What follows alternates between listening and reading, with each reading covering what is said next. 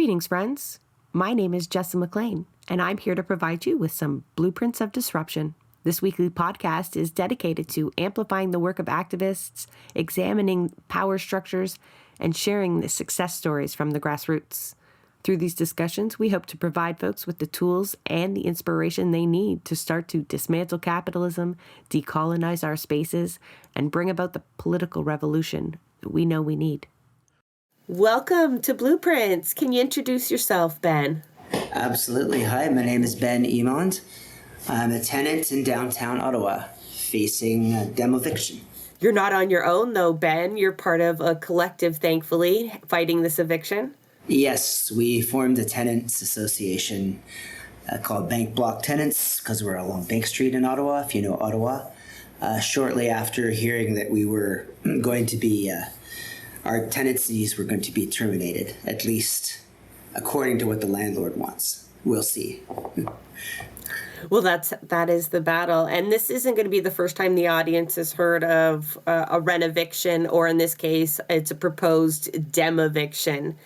You folks, I imagine all en masse, were served with N13s. Yes. Is that what prompted you folks organizing together, or had you already come together as a collective with these wonderful landlords that you have? That was the prompting. It was quite a beautiful coming together of quite a diverse range of people. Not a huge group, about 20 of us or so, but diverse in age and cultural, socioeconomic background. So, yeah, that really was the prompting. I think about a month to 2 months after being served those forms, we began meeting and talking informally and then more formally shortly thereafter. So, did that kind of happen organically? You know, you're all served with the same notice. You have the same shared experience. You meet on the street, in the elevator, in these maybe third spaces around where you live, and you just started talking about it, griping, with each other, grieving, or, getting angry together. Or did someone take the onus there and say, we have to organize with each other? I think a bit of both. I think a few of my neighbors are progressive, leftist leaning and have I know one or two of them have some union experience or some activist experience. And I think that was an extra accelerator, I guess you could say, to us forming as a group. But kind of at the same time, I remember we were, as we know each other, in my building there were 7 units at the time. There's 6 units now, and only about 10 to 12 of us. And we know each other, we're friends. And so it was that discussion that we kept having. I think we slowly realized that working collectively would be a huge advantage if we wanted to stay, if we wanted to fight this. So it really was a realization through those discussions, as you're talking about, on the street, in the hallway, elevator, whatever, and really probably a bit of background on the part of some of us, and ideological alignment, for sure, among several of us. Is that common still, or do you find that the event has drawn together, like you said, a more diverse group of people? Is that the case when we're talking political ideology as well? Are we crossing the floor? Yeah, I would say there has been some crossing of the floor. I'm just going to put it bluntly, some of the tenants seem like they're more focused towards getting a buyout and getting just a good amount of cash from this situation.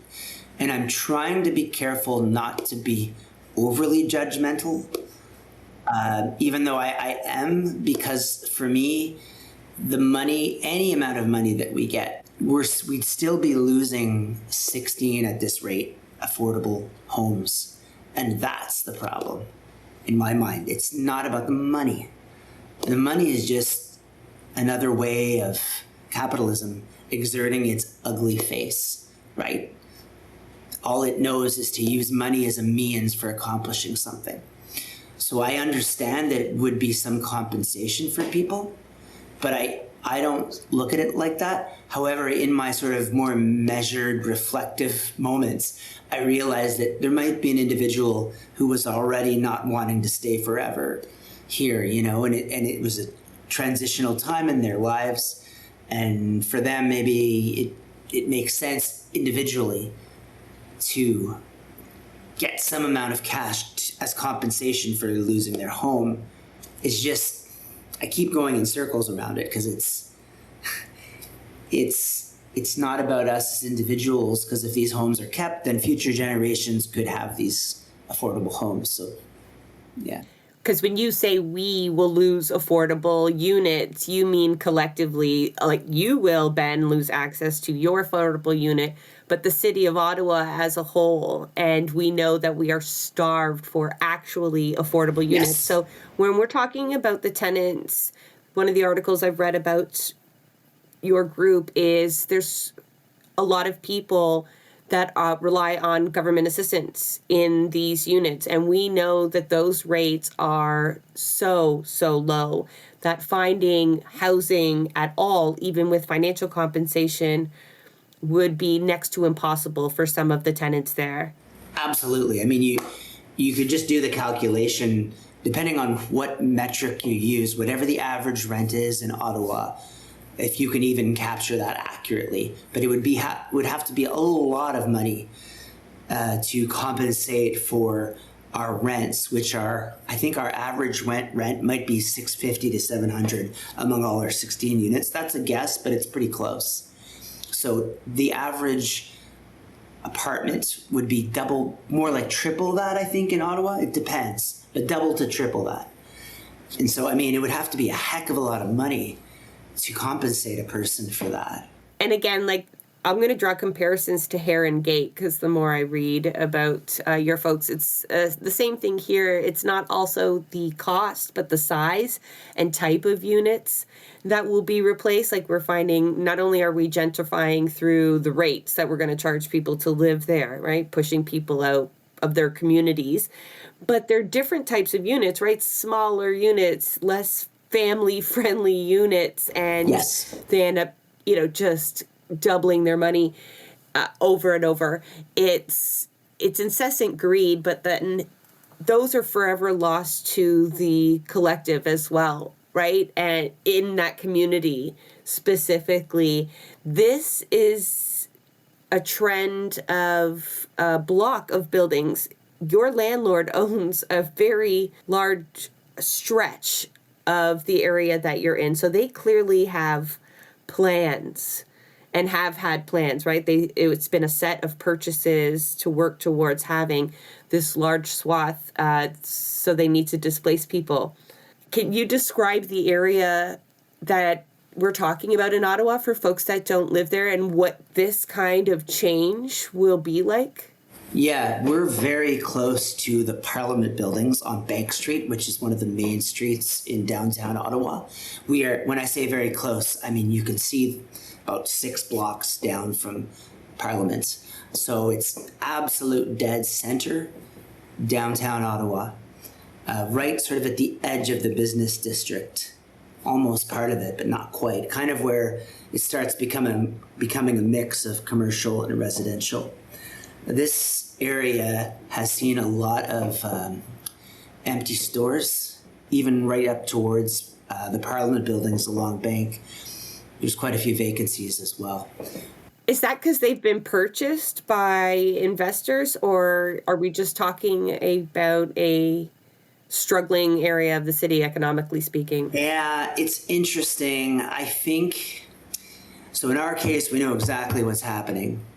The landlord just wants everybody to leave so they can make a ton of money. The lot on the other block, just south of us, has been vacant for 15 years. So I think it's what is that called? Real estate speculation in that case. They're just waiting for the land to be its highest value. The other cases, I've seen some businesses come and go in some of the other ones. So perhaps in some of the cases, the lack of government workers downtown has impacted their ability to stay afloat. So I think it's really kind of a mix of cases, but it seems pretty clear, at least right where we are, in our immediate block for sure, and the one beside us and the one across from us, it just seems like it's this, gentrification plan on the part of the landlords. So, and by the way, that also this neighborhood has become rougher and rougher, for lack of a more precise term. Recently in the Byward Market, they've increased police presence, and we've seen more homeless people come to Centertown, which is where we are, by Parliament. And so there's even more people having mental health issues, living on the street, doing drugs openly. It's getting more violent. And it's a difficult time and place to be. And we, despite all of that, we do have a community. I think one of the things I wrote in one of the articles I posted is that there are people here who support each other and are there for each other through difficult times, like throughout COVID and throughout the convoy. We were here sharing stories of being harassed for wearing a mask, and that type of building that you do as a community is so lacking in our individualistically oriented capitalist society, in my opinion, that it's so welcome and needed. So nobody talks about, at least for the city, certainly not our landlords, the impact on those intangible connections that we make as human beings and that are so vital for our mental health, for our continued feelings of hope. In COVID, when I was living alone, as I couldn't go out, I couldn't go to see anybody. You mean like during the lockdown? During the lockdown part of COVID, sorry, yeah. Knowing that there are people, right, it's a small building, but just the other units in here that care if you have a problem. I'm not saying people in other places don't care, but it takes a while to establish that. And because you're saying some tenants there have lived there over 40 years. On the other building at the other end of this block that's due to be demolished, there's some people who've been there, since like the late 70s, early 80s. There's a older Vietnamese couple that really has challenges speaking English that raised their daughter there. And that's what we were coming close to talking about. Several of the people will be in danger of homelessness. I think there's just no question. They're on ODSP or they're on a fixed income. They're poor. I don't understand how we can have a society, maybe I'm getting ahead of the questions, but that doesn't value what I just talked about, community and people. Like, it boggles my mind. It really does. I think people relate to it when they think of homeowners, and they really do sometimes look at the tenant class as a transient class, that doesn't have roots in a community. We treat encampments this way as well, as though we can just put them anywhere because they don't have a community. We'll put you in a shelter here, we'll put you in a shelter over there. And those are the same assumptions, that they haven't, built a community that you rely on for survival. Maybe not the most obvious things like paying the bills, but you mentioned mental health and hope, and community is definitely a huge part of that. So I think that's overlooked when you're talking about renters, because the turnover might be different, or the way people see the relation to property. But if you live somewhere for 40 years, you would probably almost, except for the fact you pay rent, forget that you don't own it. It is your home, just as though a house that you owned would be your home. Yeah. There would be knowing no other way. And that would be so traumatizing to then have no control, or seemingly no control over someone removing you from that home and that community. So gladly you folks took it upon yourself to not just roll over, to fight back. Can you tell me what the landlord's reaction has been like? And like, how did you know when they knew you were all getting together and perhaps they weren't going to deal with Ben on his own and the Vietnamese family on their own, that they perhaps had a bigger battle brewing? Their response was utter disregard for our rights, an unbelievable lack of imaginative thinking for trying to put themselves in our shoes. Deceitful language. When they first gave us the N13 forms, a letter accompanied those forms saying that they would be willing to give us as tenants up to 12 months rent of our current rent as compensation or for leaving. But they also said in that same letter that we would all have to agree that, in other words, if it wasn't a unanimous agreement, then we could not get the compensation. They never talked to us. When they bought the building in the fall of 2022, there was never an inspection for fire safety, nothing. So complete disregard for us as human beings. I can't stress that enough. It's like they never saw you. Absolutely. Right? They bought that building with a very specific purpose in mind. Yes. And it had nothing to do with you folks. And I think they just tried to remove you from the equation, even in their minds and clearly in their application to the city. Right? Like, is this as though it was any other building, like it was the empty lot across from you, right? It might as well have been, from the care that they took to figuring out what would happen with the people that had lived there for 40 fucking years. Well, that's very well put. And to answer your question about when they knew that we were organizing, they might have known before this, but for sure in May of this year, May 2024, when their property manager came to do an inspection of our units. He didn't give us 24 hours notice, which according to the Residential Tenancies Act, the landlord is required. So when he came to our building, many of us were there saying, you didn't give us 24 hours notice, we don't consent to this. And we told him, you have to deal with us as a collective.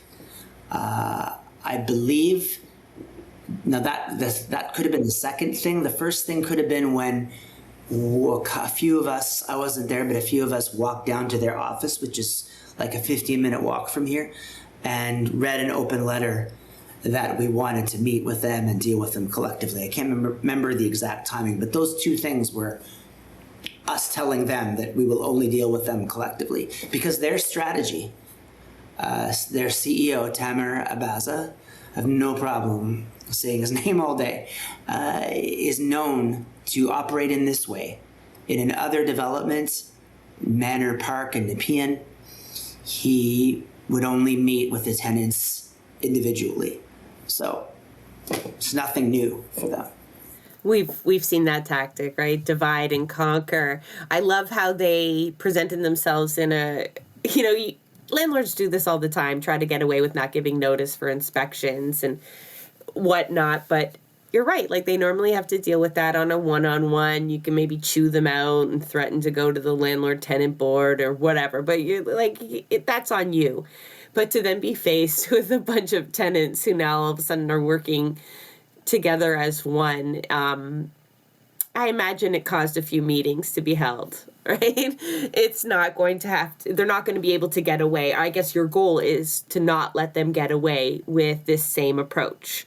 Absolutely. So if they won't meet with you, what do you do then? What are you folks doing to amp up the pressure then?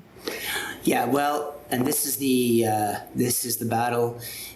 So it's whatever public shaming, embarrassment that we can possibly do, and we have done quite a bit so far. We have heard that the landlords, the CEO, the COO, do not like having their faces on posters. I'll include them in the cover art for the episode. Please do. So a lot of posters have gone up with their faces on them, not just in the neighborhood, not just on the building, but in like where they live. I was going to say, you know where they live. I've seen it referenced in one of the articles. In a mansion somewhere. Yeah, exactly. And they also, there's so many details to this story that blow your mind. One is there's a cardiologist who's an investor in this, who has been an investor with them for years. So his, as a doctor, taking the Hippocratic Oath to cause no harm. I mean, this guy was involved in Sandy Hill, the residential neighbor university area of Ottawa, where the University of Ottawa is, and the same thing, they would have renovictions, Smart Living Properties. Tamara Baz's company would buy properties, renovate them, hike up the rents for students, and this is their modus operandi.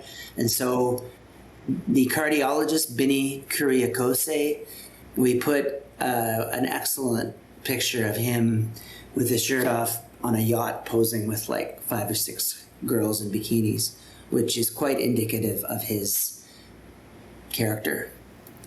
I love that it's not just the landlords, which are usually like these incorporated numbers. Sometimes they're faceless, but you've found a face.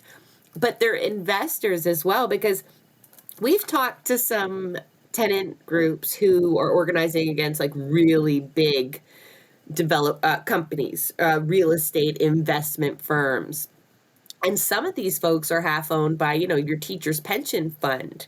But there's work being done there to divest from these groups because they're as harmful as the other entities that we try to encourage people to divest from, to be honest. But the fact that you're kind of naming and shaming their investors in such a sensational kind of way it's warming my heart, honestly, because you folks were left with very few tactics at hand. Now, there is an application at the city. What was it? 2,400 pages. Doesn't really even mention the tenants. It's a plan to gentrify the area. And is that still before the planning committee or whatnot? Like, do you folks have the capacity to fight that part? This is the fascinating part of the whole process. I say fascinating because it brings politics into it. So, yeah, the Smart Living has submitted their third proposal. I guess they keep modifying. They go back and forth with the city planning department and they change this or that technical aspects of the development application. Are they touching the relocation plan or No. just like the size of the curbs that they're going to build? It's more of that. It's more very technical stuff. So they have a third application that they submitted. I think it was September 21st or something. So, I mean, right now, we're all waiting for whenever this development application is going to be tabled, whatever the term is, before the Planning and Housing Committee. Nobody knows when. We're in contact with the councillors that we know, whatever people we can get in touch with. Our best guess, the chair of the Planning and Housing Committee, who we had a meeting with, Jeff Leeper, said that it could be tabled in the fall, late fall, like early winter, November, December, but nobody really knows. Will they take your input? The short answer is no. No, I mean, and if you ask Jeff Leeper, as the chair of the committee, Planning and Housing Committee, he would say no. In the sense that the 10 city councillors who are on this committee, who vote, Jeff Leeper explains that they are really just looking at the planning aspect of this application and not its impact on affordable housing. I mean, I'm paraphrasing a bit, but not much. We can speak at the Planning and Housing Committee meeting. If we can speak, I think each individual can speak 5 minutes. I don't know if there's a limit to how many people can speak. But we can't speak repetitive things. The chair can rule us out of order, whatever. Those are details. But it's really would just be for media purposes that we would be speaking. Because if you ask, I mean, Jeff Leeper, and we did, are the councillors going to vote against this proposal? And the answer is no. Ariel Troster, our councillor in our ward, will vote against this. That's what she said, which is great. But nobody else will, according to Jeff Leeper. I mean, I don't know who else I'm supposed to ask who can predict the future. But we have had no help from the city. I mean, I don't know what else to say. I don't understand. They explained that it's just really, as long as the development application is in line with the city's official plan, taking into requirements for intensification, density. The height is not too high. It's like a 9-story building. Yeah, no. Details you could care less about, but it goes in trend with Ottawa, and I will link folks to the episode that we did with Andrew Crosby, who wrote about Herongate neighborhood and how really it's the developer working with the city. It's the city's vision as well to gentrify these areas. And so when you say the city's plan, not only like their bureaucratic plans and requirements, but actually the city council or the majority of the city council's vision of what they think Ottawa needs. Yeah. And we've also talked at length the amount of money that developers and the like pay to politicians during campaign times. And not to mention when, let's say, Smart Living, this will be ironic. They'll build what they'll build, maybe, Yeah. And there'll be 15 affordable units. They won't be affordable. But a mayor will likely get a photo up boasting about these affordable units that were created seemingly out of thin air. And we see a lot of that even in Toronto, but no one is talking enough about the loss of affordable units through this manner, right? You, not to minimize what's happening to you, but you are not the first group of tenants to experience this. Like, this is being repeated in municipalities across the country right now, and all of it impacts us. Like, let's say you're not even in affordable units. Let's say you don't even know where the bank block is. Surely you understand what happens when you take away unit after unit that is under $1,000 rent, which is like unheard of in urban centers for the most part. So you're just removing that. The median rent obviously goes up. Those are never, ever, ever replaced at that level. And it's not by chance that they're like, oh, this stretch of street would be good. People, developers, real estate speculators are targeting the lowest income housing, right? They're starting and just stripping the bottom out from underneath us and then trying to replace it, but they're not, with what is technically an affordable unit, which is like a certain percentage of the average pay of which is nobody is getting. And so, yeah. Have you teamed up with other tenants that not just maybe that are facing Smart Living as an opponent, but in the city of Ottawa?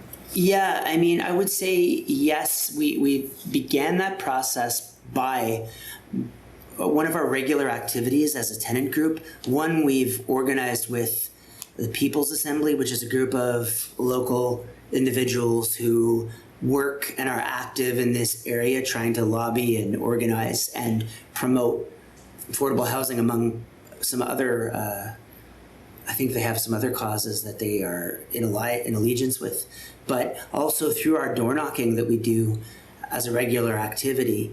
We go to similar buildings in our neighborhood that look like around the same vintage or similar, and we talk to the neighbors, and we've talked to a lot of people over the past, let's say, it's been at least 10 months, I think, 8 to 10 months. And so we've gotten names and numbers and had many, many conversations with people.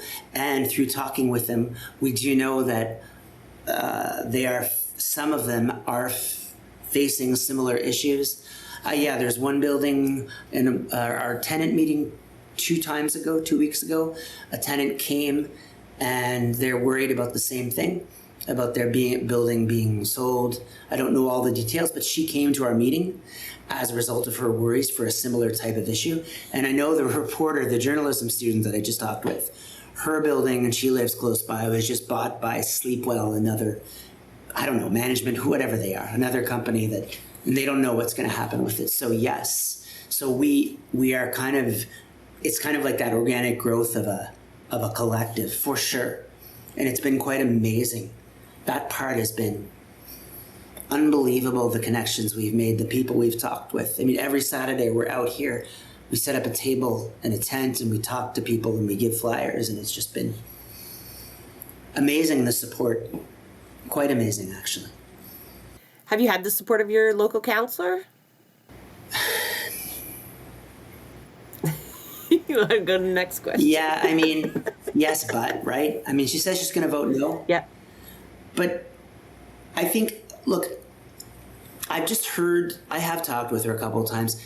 I've heard other people, other constituents just utter the few phrases that they're just disappointed that she doesn't do more and other councillors don't do more. Now, she might say, a devil's advocate would say, well, what else do you want me to do? I'm going to vote against this.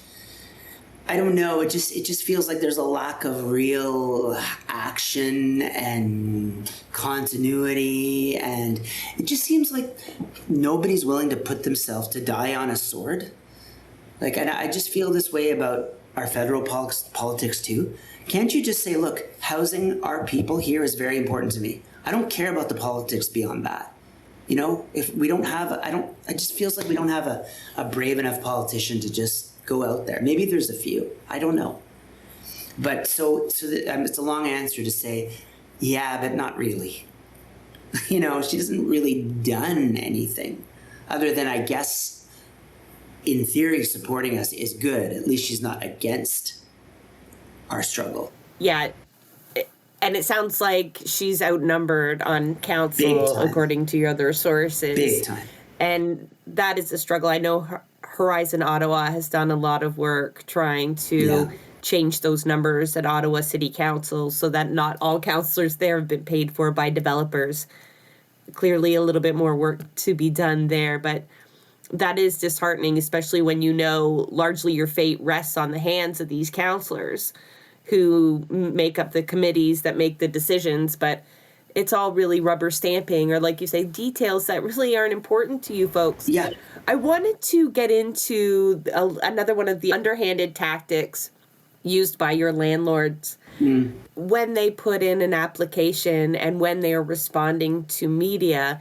They have been using something called like a tenant relocation and assistance plan. And they refer to it. They're like, don't worry, right? We've got this plan. We're going to relocate these folks and we're going to take care of them.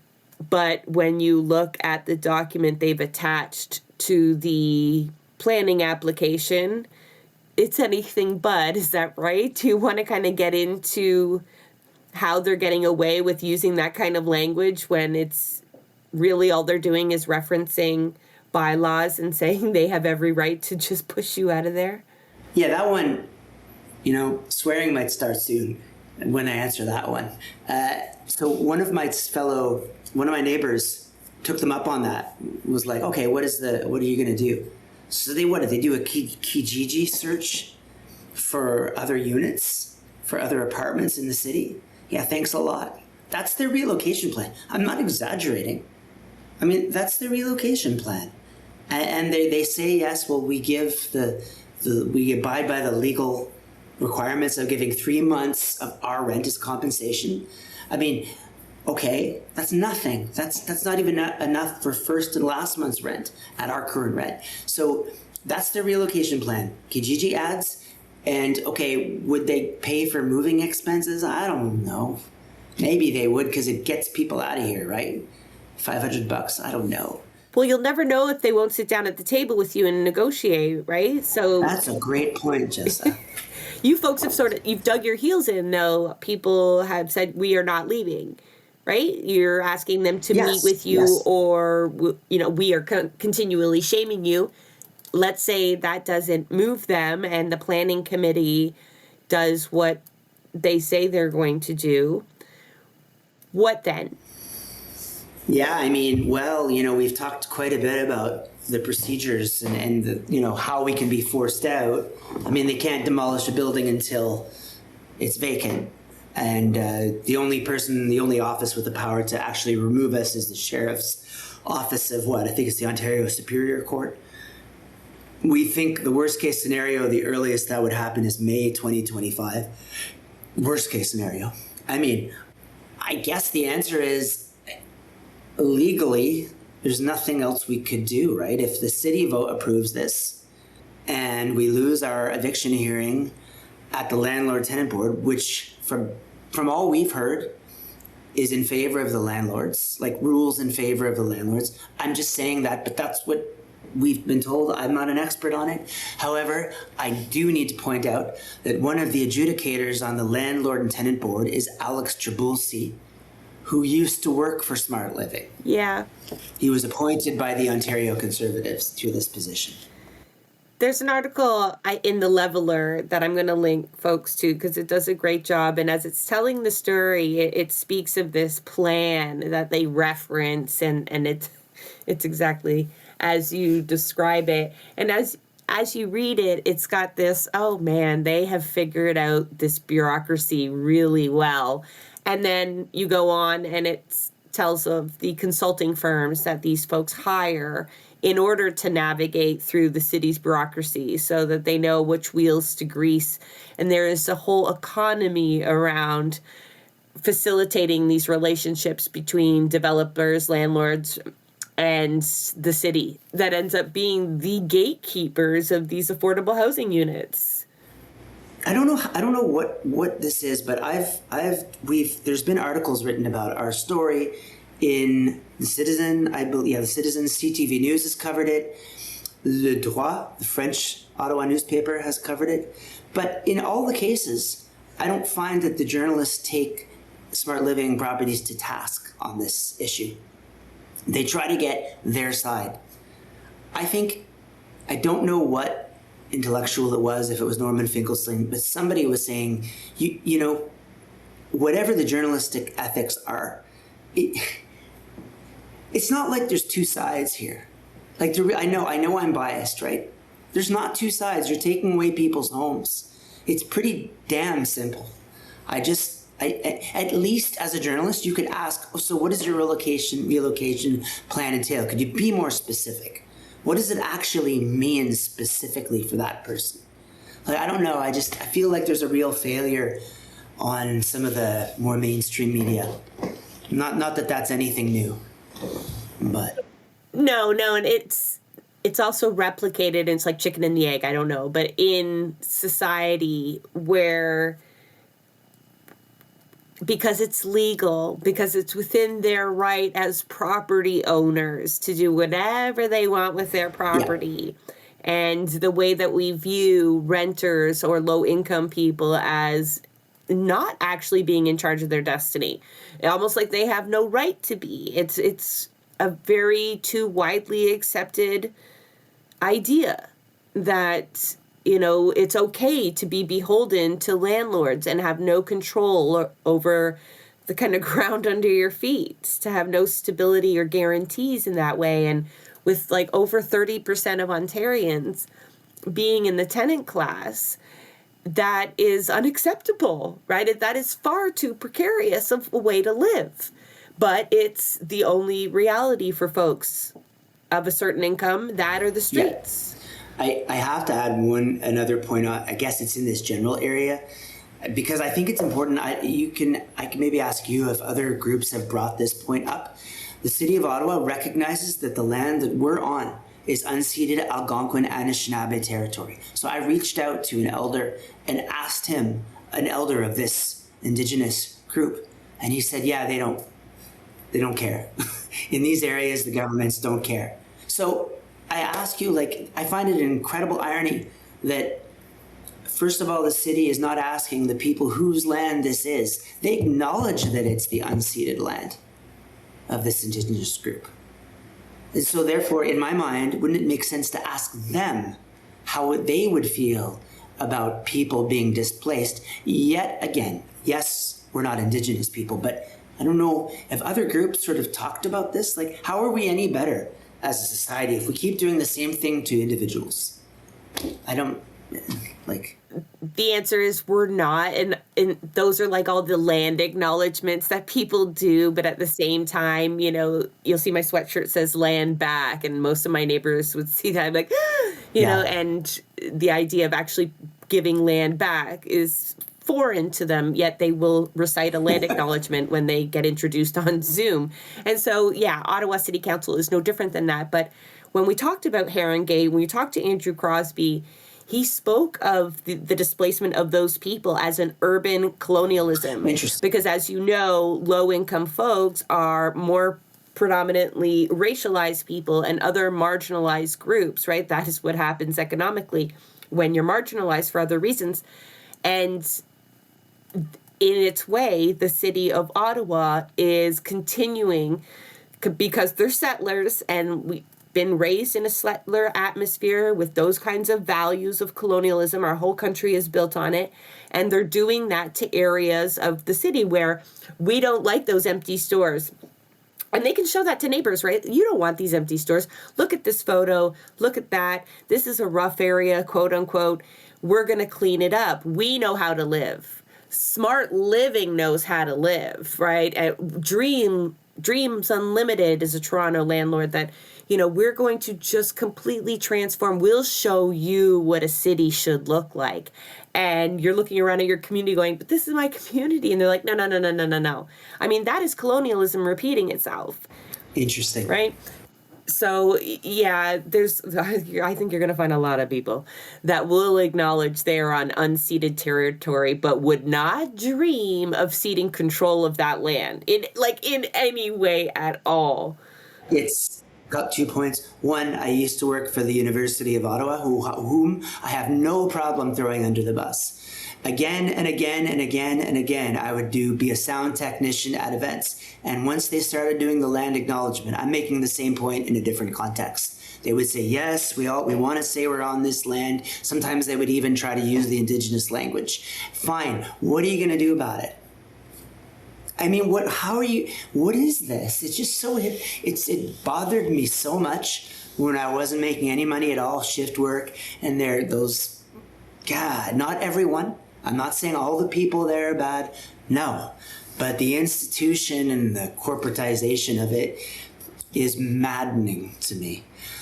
So there's that point. But also on the Smart Living, you were saying, Jessa, that they know how to live. Smart Living and those developers know how to live. Well, Tamara Baza, the CEO of Smart Living, along with cardiologist Bini Kuriakose, are investors in a brand spanking new fancy gym and social club that's opening sometime in the fall of 2024. It's an Altea Active. There's one in Toronto, and I believe there's one in Vancouver, Altea. It's a fancy gym, really expensive. And that's the kind of community that Tamara Baza and Bini Kuriakose want to create. It kind of fits with the whole yacht photo.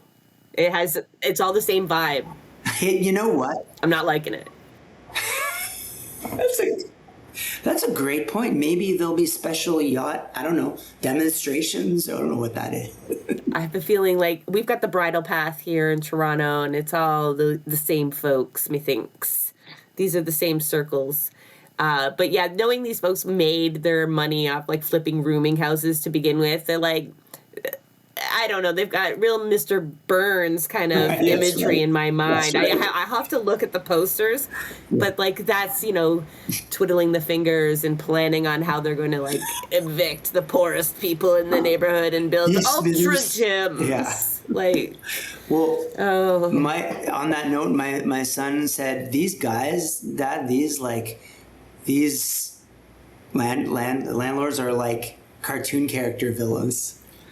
Teach your children landlords are villains. I'm telling you, my children know that they know bankers, landlords, and I'm just going to say it, and police officers. Oh, yes. They know within the realities of who's the hero and who is not here. Good, yeah. But Ben, I do appreciate you taking the time to tell the story of the Bank Block Tenants Association. You folks You got a battle on your hands, but you're absolutely fearless. I know you folks won't hold back. Don't. You got nothing to lose except your home.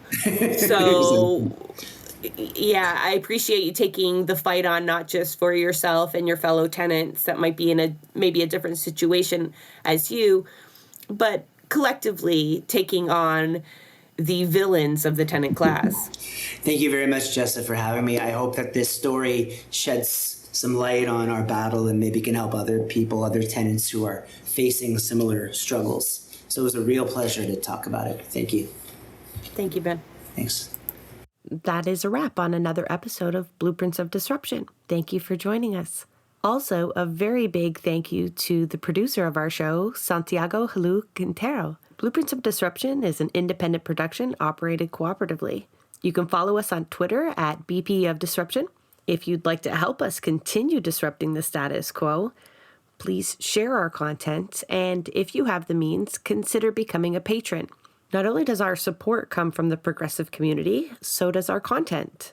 So reach out to us and let us know what or who we should be amplifying. So until next time, keep disrupting.